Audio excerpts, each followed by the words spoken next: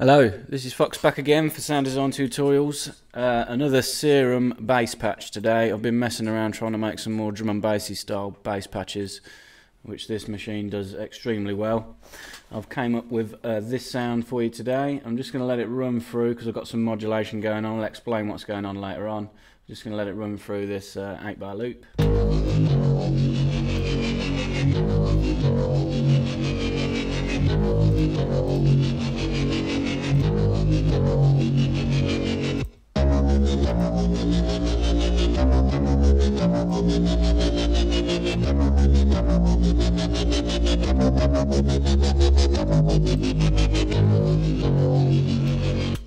Play it quickly with this little drum loop I've got so you can hear what you could use it for. Turn the sidechain compression on quick.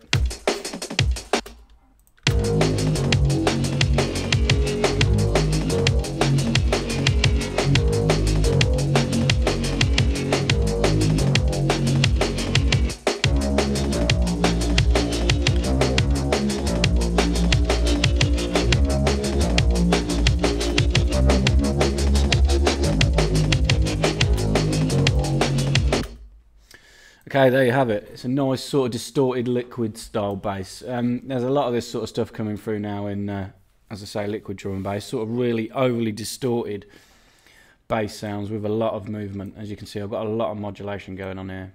I've got two envelopes, one envelope, two LFOs, and a macro controlling a lot of stuff, which I've called it Lfo. You can hear it without.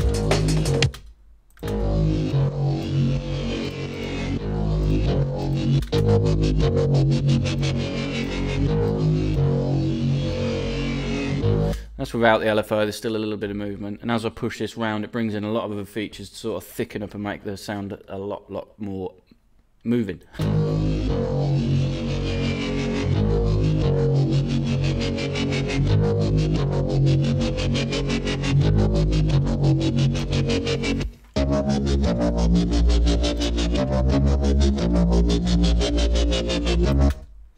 Okay, so there's a lot to go on here. I'll try and cover it in as much detail as I can without going over the top. But for now, I'm going to go ahead and initialize this. So yeah, what you get with to start with is just one sine wave. Saw wave, sorry.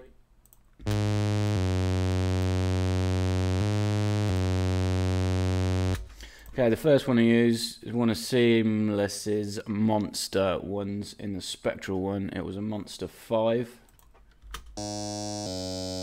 Really gritty, a lot of harmonics. I pitched it down 1 octave because it's a bass patch. I gave it 15 voices of unison. Not quite the full amount. And that's just where it sat when I was making it. And I've detuned it round to about 0.04.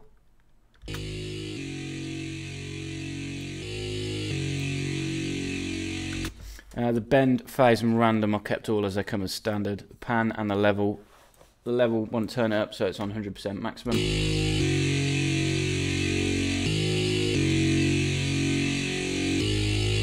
This wavetable position on this one we're going to modulate with an envelope. It is envelope 2 that I used, so click on it, drag it, drop it on the wavetable position. We modulate it from its original position to about halfway, about 50.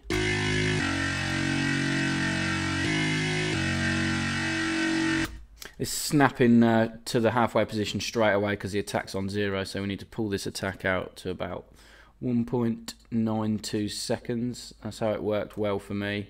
I've got the BPM of this set on 175, 196, 192, something like that. Decay, pull back slightly, about 500 milliseconds. Sustain on 0.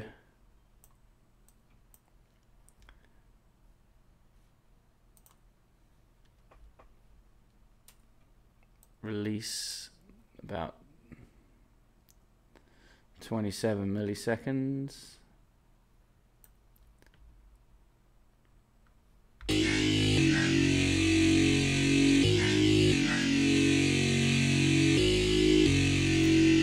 .92 for the attack, sorry. I had it on milliseconds. and then I'll bank the attack out so it was a smoothish curve going up.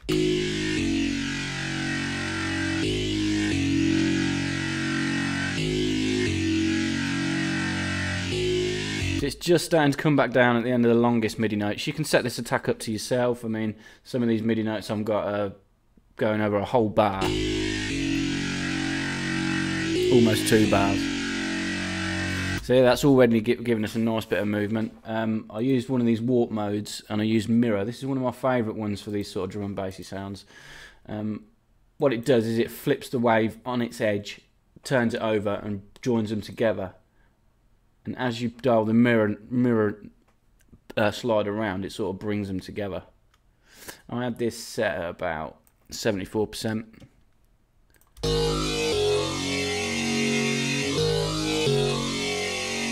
More modulation on this. I used an LFO. It was LFO 1.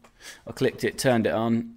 I kept the BP on. I kept it anchored. I set it to 2 bars, so it's a nice slow movement. So drag this, drop this on the mirror. And then I pulled it negative to just before 12 o'clock, about -17, -18%. So as we're cycling through the wavetable position now, it's also doing that mirroring effect, sort of squashing the waveform together.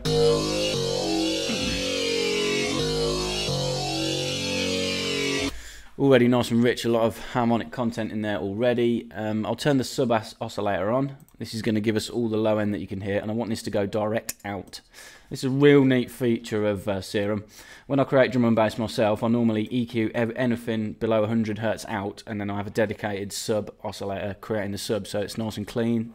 You don't want any of the sub elements in a bass to be affected by any of your effects or any distortion or like that. It can really muddy your mix up quickly. But with this direct out button, I've chosen a pure sine wave, 2 octaves down. The fundamental is going to be around 80, 90 Hz, so it's going to be its pure sub going straight out.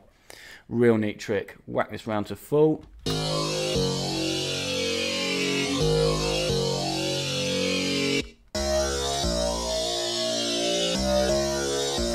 Okay, we'll turn the filter on now just to give it a little bit more.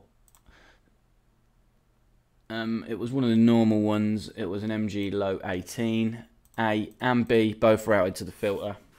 Push the cutoff round to about 7,500 Hz. Pan. I had just left the stereo. Boosted the drive.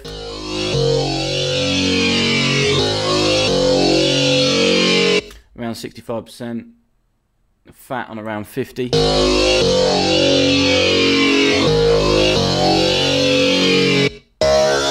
Mix on about 65% as well for the filter. We're just going to set the main envelope up, but all we do is just back the attack off slightly just to stop any unwanted clicks. I had it around 450 milliseconds, half a second.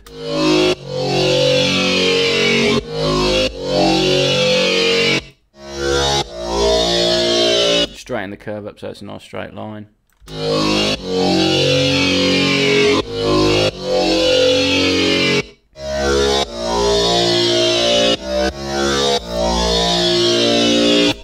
Okay, we'll set oscillator B up now as well. This was one of the digital waveforms and it was D-Bussy.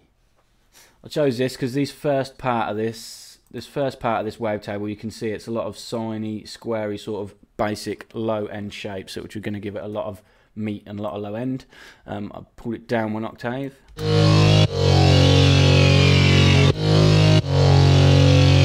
Level on full again. Just watch this clipping anytime you're adding any more oscillators or distortion. Send you into the red quite easily. I don't worry about the clipping inside the plugin itself. I'll just watch it in the channel.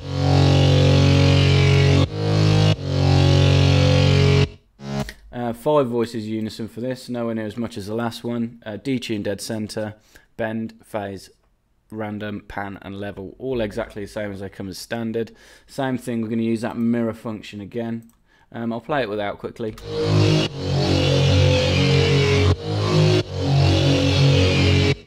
I'll turn this mirror function on now, and I had it set around to about the same amount, about 73%. Used LFO 1 again, pretty much the same amount as this one. You can see it neatly. Anytime you click on any of the modulators that you've used, whatever plugin, whatever parameter you've got modulated by, it shows this little blue dot. And just copy that one, it was virtually the same amount, just before dead center, about -20. Nice slow rate on this LFO, going with the faster movement of the wavetable position.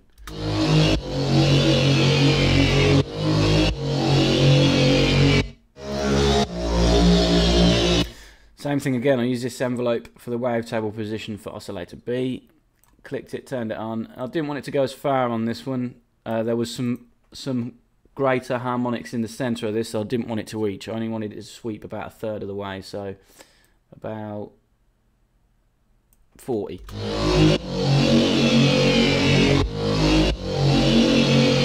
Some really nice square wave sort of tones here, just as it peaks and it starts to slow down at the top here. You can really hear that cutting through.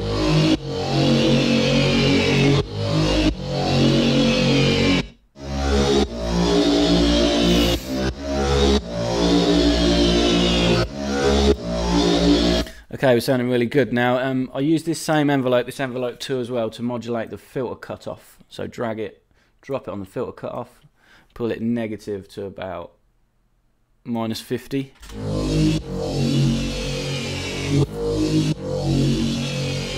It's just sweeping the cutoff frequency.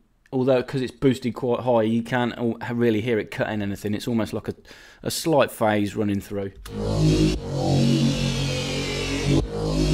It's all adding movement again.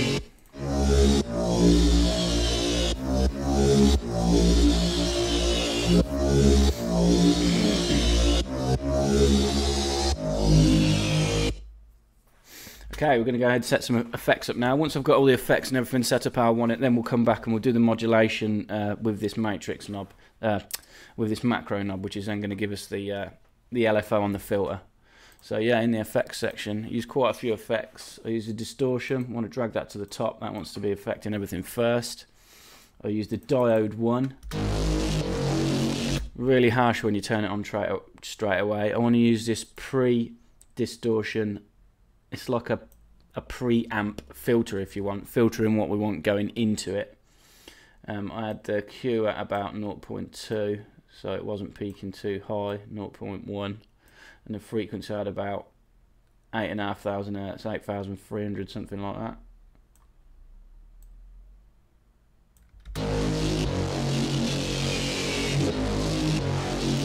Drive had set about 45% and the mix all the way down to about 43.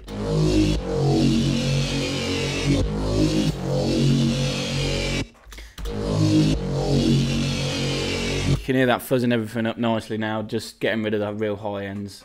We don't really want that in the sound anyway. Then I used a compressor. Stack that next in the list. I clicked it, turned it on. The threshold I push around to about -30 dB, something like that, -27. The ratio, I boosted it round slightly to 4/1. Quite a snappy attack. Same with the release, and boost the gain.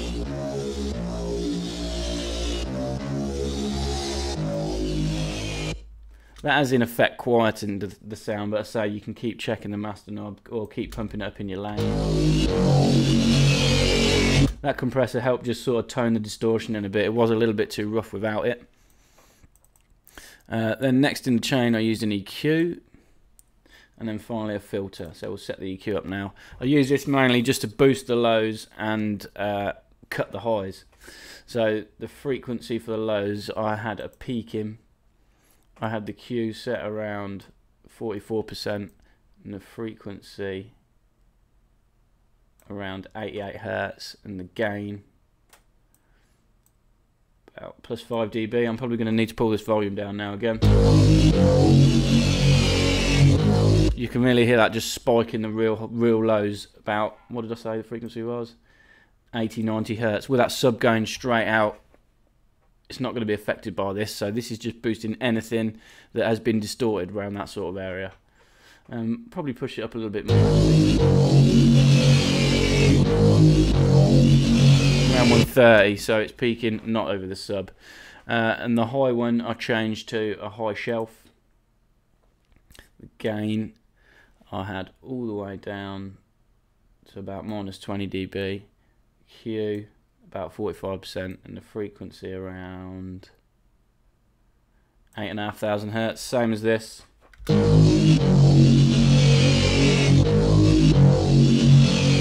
It's a real mid to low bass. Yeah, so that's the EQ setup. Don't think we do any modulation on the EQ itself. No, we can go ahead and we'll sort the macro stuff out at the end, like I said. Just a master filter now. A low 6 mg low pass filter.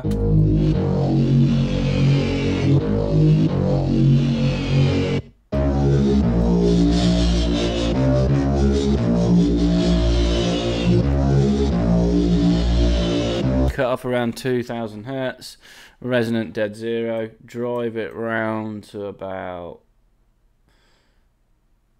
18–19%, fat about the same, and the mix just pull it back slightly. The main reason I put this extra filter on the end is that I now want to modulate this with that LFO, the second LFO that we're going to use, which is quite a snappy, fast LFO to give it that bite. So yeah, that's all the effects on. So we'll set LFO 2 up now. This one was a lot different to the first one. It was on off again, BPM and anchored. The rate was 1/8, so it was real quick. Rise, delay and smooth, all dead zero. I did change the shape of it quite drastically. I pulled this curve down so it was nice and steep going in and then gradual going out. And then I set this LFO 2 to the cutoff of this master filter. This is what's going to give us that wobble movement. Put it round to about -50.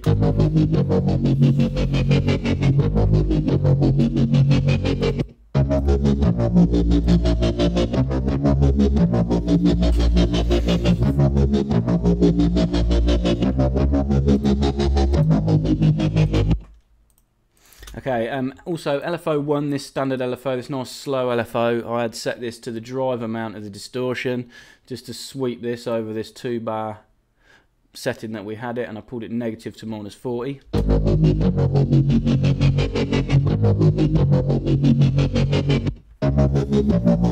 Because the LFO is set to re-trigger and it starts every time at the end of the 2 bars, at the end of these higher MIDI notes, you're really gonna hear it fuzzing the drive in. You can see it sweeping through there.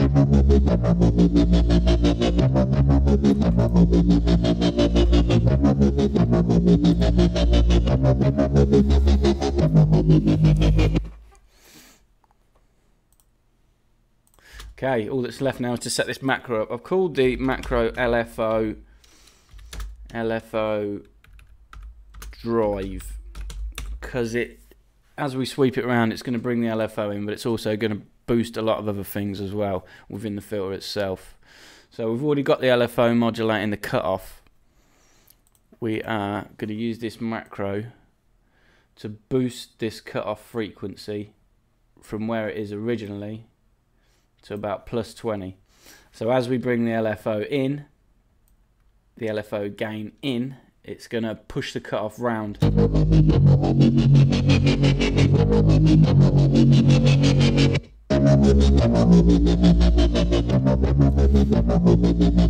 I also use this same macro to push the drive round to give it a bit more drive as the sound as we brought the LFO in. About 14. And a bit more fatness. Push this round to about 11. We'll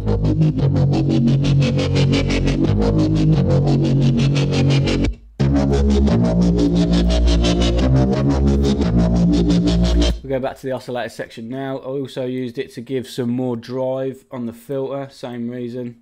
That's what I've called it, LFO Drive. And a bit more fatness as well on this filter.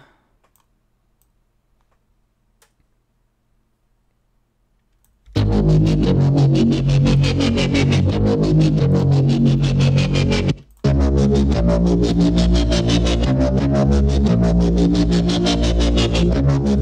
Okay, we need to use this macro as well to tell us when we want the LFO to come in. So the LFO2, the real fast LFO, we've got it on the FX filter frequency, which is this, the cutoff frequency for the filter in the FX section. And in the matrix section, we want to use the LFO as this macro as an on-off knob for that LFO. So what you do there is in the mod box, this determines whether it's plus or negative. We want it to just be one way, so it's going to be off. As we turn it around, it's going to go positive. If you click on it, you can change it to be bipolar, so it goes both ways. But we just want it to be to the right. The mod determines how to modulation source of slide and size of interact. Yeah, it's this one what we want to click here. We click this, tell it to be macro 1. And that's it, that's all you do. It's on 100%. So the destination amount of -50, as we push this round, it's going to sweep from nothing to 50, left to right. So when it's on left, you're not going to hear the LFO. As we turn it right now, it's going to turn the LFO on, and it's also going to switch all of these factors on that we had on here. It's going to boost the drive and the fatness for this filter. It's going to do the cutoff, the drive, and the fatness for this, as well as turning the LFO on.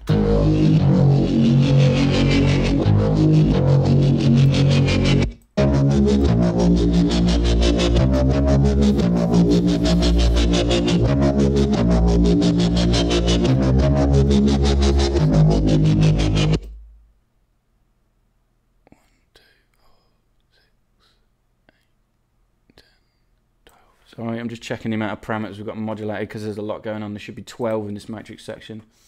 We've got 2, 4, 6, 8, 10, 1, 2, 3, 4, 5, 6, 7, 8, 9, 10, 11, 12.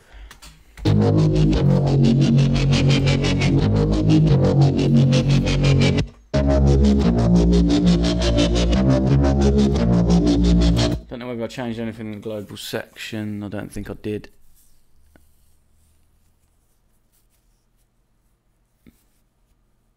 No, everything out was as standard. So yeah, that's it. That's the patch done. So LFO on full. Two really useful patches in themselves. But what I've done here is now we've got this macro knob that's controlling a lot of parameters. In Ableton, I've clicked on the configure button, wobbled the macro so it came up, and then this gives you the modulation that you can do in the lane. So this modulation that you can see in here, it's the LFO being on or off. It's on a third of the way around at this point, and it sweeps up to maximum for these last two notes and then cuts back down again. If you watch in here, that you'll see this macro knob moving to this modulation. Again, it just helped me give me movement throughout this little beat that I made. I'll turn the drums back on as well. If you watch the macro knob, you'll be able to see it moving around.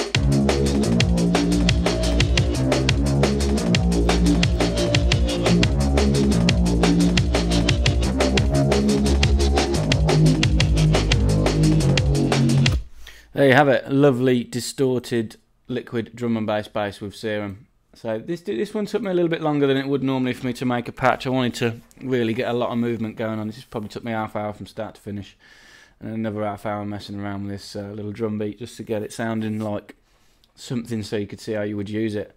But yeah, real neat trick, direct out for the sub, modulating the mirror function to sort of squash it together, modulating the wavetables. You're going to be doing this on pretty much every patch you make inside Serum, so you want to get used to all the different ways you can do it, whether it's with an envelope or an LFO or velocity control, or even per note with a key tracking. That's something I might try and do on the next one, use some key tracking to do some expression within the patch. But yeah, I'll do a link in the description to Serum's website. If you haven't already got this, I suggest you go and buy it. It's one of the best synths what they brought out last year. So yeah, thanks always for watching. Plenty more tutorials. Make sure you subscribe up here if you're happy with this. I'll be doing a lot more Serum tutorials, focusing mainly on the drum and bass. I think that's what people are going to want to use it for. It is good in respect to the super saw sort of sounds that you can get, but there's a lot of other synths out there that do it just as good. So I'm going to concentrate on Serum, like the electro sort of drum and bassy sort of style. But yeah, that's it for now anyway. Thanks for watching. Cheers.